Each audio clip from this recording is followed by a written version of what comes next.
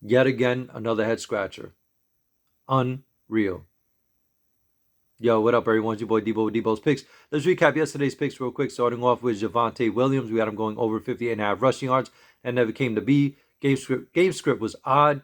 They threw the ball when they should have ran the ball. They didn't run the ball as much. They threw it to him more. Yeah, Melvin Gordon sprinkled in, which is obviously expected. So I'm going to chalk this game up as just a weird one. Longevity, Javonte Williams is going to be the guy. He'll definitely go over our 1,000 yards. So as far as our long season 5-player flex that I had going on, Jerry Jeudy did his thing. He went over 100 yards already. So he's on pace for, I don't know, 1,700 yards or whatever it is, which obviously won't be the case. Javonte Williams did not have a great game. Obviously, game script. He actually had a good game. They just didn't utilize him as much.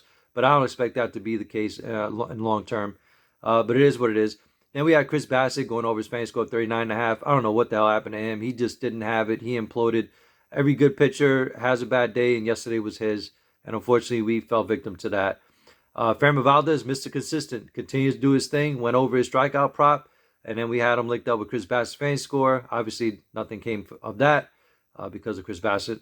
And then we had the other 2-player deal consisting of Framber Valdez going over his strikeout prop and Chris Bassett going over his fantasy score. Obviously, not the case because of Chris Bassett not coming through. And then obviously a 3-player deal with Javonte Williams, Framber Valdez over his strikeout prop, and Chris Bassett going his fantasy score didn't come to be. So overall, it was just a terrible day. Especially, I mean, for you guys, especially for me, the Mets lost. And then I lost $600 on a parlay, but I didn't lose $600. They gave me free money to play in a parlay, and I had hit on every single play, and all I had left was Seattle, and I could have won $600. I had them on the money line. All they had to do was win, and that never happened. So I'm pissed about that. All I did was put in $25, and I could have won $600. And Seattle did screw me, but really the Broncos screwed themselves. So that was that. So I just want to forget about yesterday. I want to move on to today, and how we do that by winning with today's pick. Starting off with Jake DeGrom, we got him going over his fantasy score 50.5. I got him shutting down these Cubs. They already did their thing. They scored their runs yesterday. They're not going to do that shit today. DeGrom's going to put a stop to that. I expect shutout ball, 8+ strikeouts, 7 innings of work, and the W. Quality start.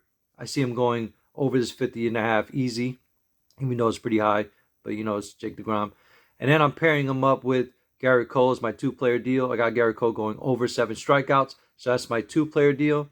Now I got a 3-player deal consisting of Jake DeGrom going over his fantasy score, Garrett Cole going over his strikeout prop, and Sandy Alcantara going over his strikeout prop of 6.